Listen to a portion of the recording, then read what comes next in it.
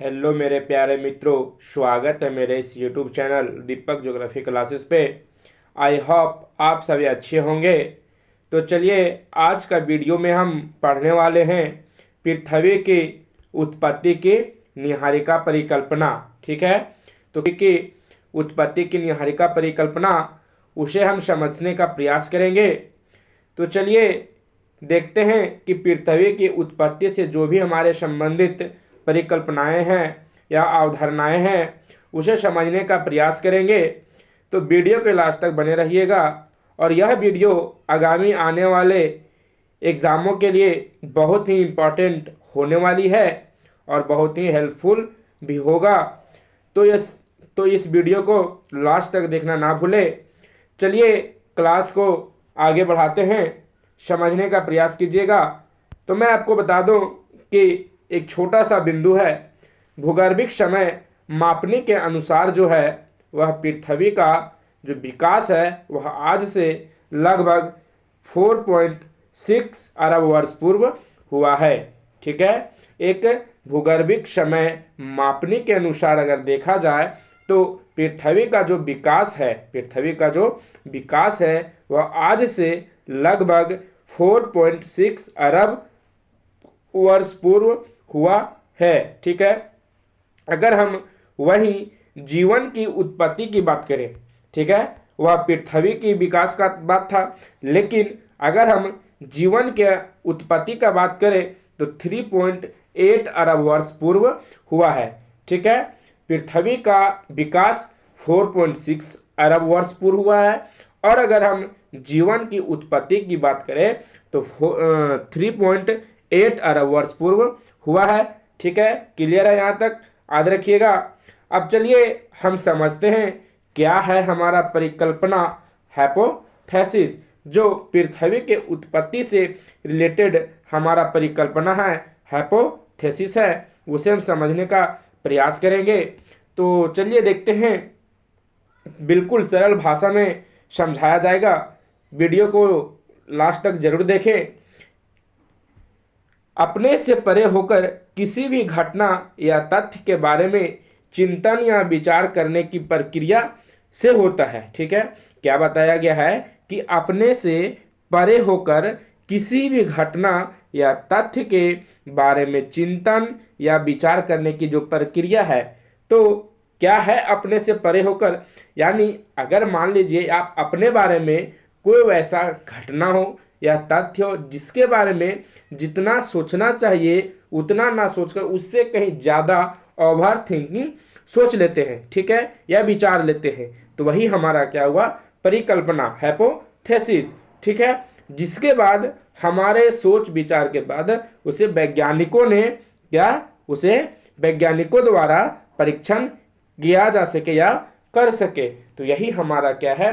परिकल्पना यानी हाइपोथेसिस। ठीक है, अब चलिए आगे समझते हैं कि हमारा जो पृथ्वी का जो उत्पत्ति है उस उत्पत्ति के सिद्धांत को हम समझते हैं कि क्या हमारा पृथ्वी के उत्पत्ति का जो सिद्धांत है, तो पृथ्वी का उत्पत्ति का जो सिद्धांत है वह मुख्यतः दो भागों में विभक्त किया जाता है।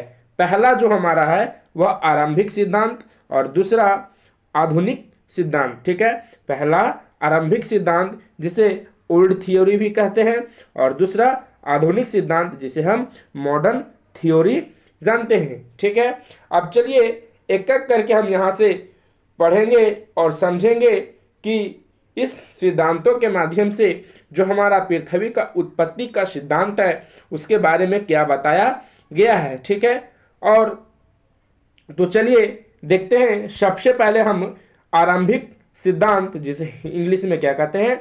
Old theory. ठीक है, यह पृथ्वी के उत्पत्ति से संबंधित है। ठीक है, तो अगर हम बात करें आरंभिक सिद्धांत ओल्ड थ्योरी की, तो आरंभिक सिद्धांत को भी मुख्यतः दो भागों में विभक्त किया गया है। ठीक है, पहला अद्वैतवादी संकल्पना जिसे एक तारक संकल्पना भी कहते हैं। ठीक है, और दूसरा द्वैतवादी संकल्पना जिसे हम द्वैतारक संकल्पना भी कहते हैं, बायो पैरेंटल हाइपोथेसिस। ठीक है, याद रखिएगा यहाँ तक। अब चलिए एक एक करके हम पढ़ेंगे। पहले अद्वैतवादी संकल्पना देखते हैं क्या है हमारा, या एक तारक संकल्पना। तो समझने का प्रयास कीजिएगा, अद्वैतवादी संकल्पना या एक तारक संकल्पना। ठीक है, तो चलिए इस संकल्पना को पैतृक परिकल्पना या एक तारक संकल्पना भी कहा जाता है। इस संकल्पना या विचारधारा के विद्वानों के अनुसार पृथ्वी का जो उत्पत्ति या निर्माण है वह एक पिंड अथवा एक तारों से हुआ है। ठीक है, इस संकल्पना के माध्यम से या विचारधारा के माध्यम से विद्वानों का कहना है कि जो पृथ्वी का उत्पत्ति हुआ है वह एक पिंड अथवा एक तारा से हुआ है। ठीक है, क्लियर है यहाँ तक। अब चलिए आगे समझते हैं।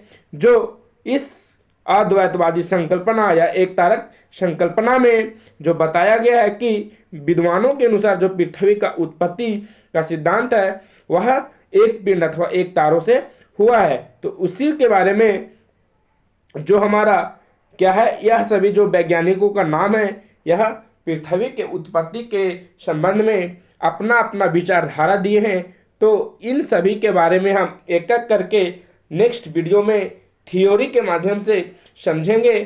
तो चलिए अभी फिलहाल हम यहाँ देखते हैं कि पहला हमारा कौन है, कास्ते द वफन, जिसे कॉम्टी द वफन के भी नाम से जानते हैं। यह कहाँ का है, फ्रांसीसी वैज्ञानिक है। दूसरा इमानुएल कांट जो जर्मनी वैज्ञानिक है, और तीसरा लाप्लास जो फ्रेंच वैज्ञानिक है, और चौथा रॉस जो हमारा अमेरिका का वैज्ञानिक है, अमेरिका का रहने वाला है, और लास्ट हमारा क्या है, लॉकियर जो यह ब्रिटिश वैज्ञानिक है।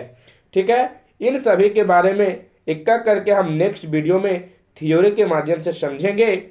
अगर आप इस चैनल में नए हैं तो इस वीडियो को ज़्यादा से ज़्यादा शेयर करें और मेरे इस चैनल को सब्सक्राइब जरूर कर ले, ताकि आगामी आने वाले सभी एग्ज़ामों के लिए इम्पोर्टेंट नोटिस या फिर इम्पोर्टेंट क्लास आपके तक सबसे पहले पहुंच सके।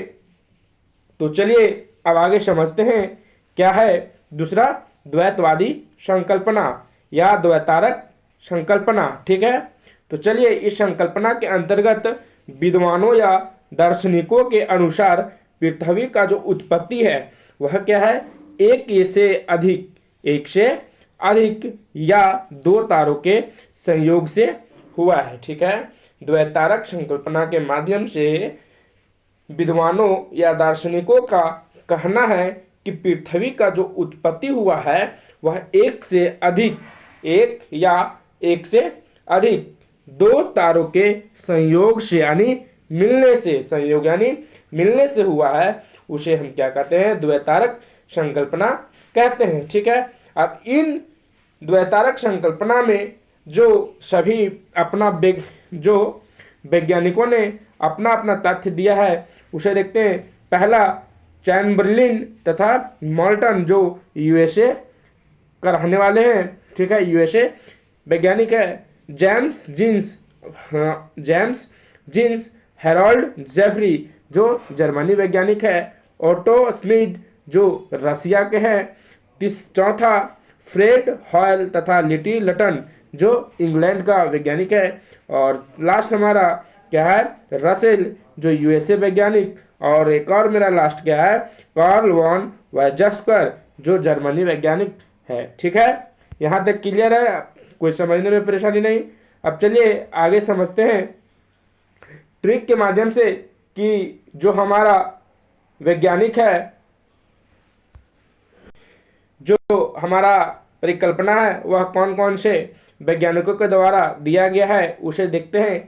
पहला वाइस राशि जो गैसीय परिकल्पना भी कहते हैं। ठीक है, पहला वाइस राशि जिसे गैसीय परिकल्पना भी कहते हैं वह इमानुएल कांट के द्वारा दिया गया है। अगर आप इसे भूलते हैं, अगर इसे आप भूल जाते हैं तो आप वाई से भी याद रख सकते हैं। ठीक है, नीला जिसे निहारिका परिकल्पना के भी नाम से जानते हैं। ठीक है, अगर आप भुला जाते हैं, निहारिका कल्पना को लाप्लास के द्वारा दिया गया है। अगर आप भूल जाते हैं कि निहारिका परिकल्पना को किसने दिया था, तो नीला से आप याद रख सकते हैं, नी से निहारिका परिकल्पना और ला से लाप्लास द्वारा। ठीक है, अब चलिए आगे समझते हैं J4 से। क्या J4, जेम्स जीन्स व हेरोल्ड जेफरी जो ज्वारीय परिकल्पना दिए हैं। ठीक है, अलिफ, अभिनव तारा परिकल्पना जो लिटिल टर्नर फ्रेड होयल के द्वारा दिया गया है। ग्रम चैम्बर मिल्ट जो ग्रहणु परिकल्पना और चैम्बरलिन व मॉल्टन के द्वारा 1905 में दिया गया है। ठीक है, अब चलिए आगे समझते हैं अंतर तारक धूल परिकल्पना जो ऑटो सिम्ट के द्वारा दिया गया। ठीक है, अंतर तारक धूल परिकल्पना जो 1943 में और ऑटो सिम्ट के द्वारा दिया गया है।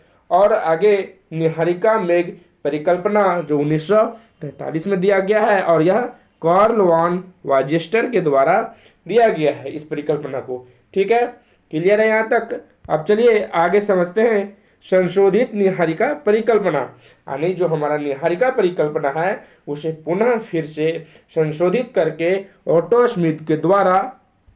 ऑटो स्मिथ वाजेस्टर के द्वारा 1950 में पुनः इस परिकल्पना को दिया गया। ठीक है, और रसेल के जो द्वैतारक परिकल्पना दिया गया। ठीक है, तो यहाँ तक क्लियर है। अब चलिए आगे समझते हैं आधुनिक सिद्धांत। ठीक है, जो पृथ्वी के उत्पत्ति का सिद्धांत का जो दूसरा हमारा सिद्धांत है वह कौन है?